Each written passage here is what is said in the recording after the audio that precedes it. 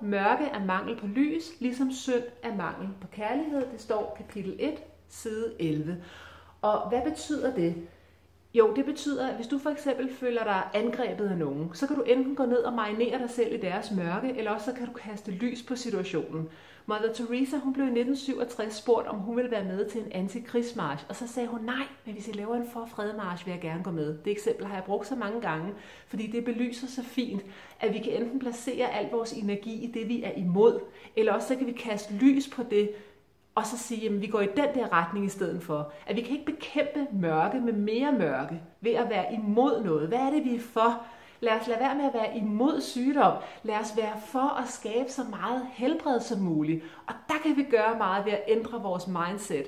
Der kan vi gøre meget ved små, sunde handlinger, som er realistiske for os. Altså simpelthen, hvad er det for en retning, jeg ønsker at bevæge mig i?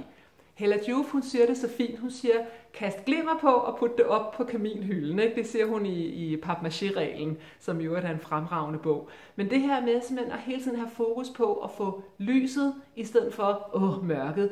Og der skal ikke meget lys til, før at det lyser et mørkt lokale op. Så det er den gode nyhed.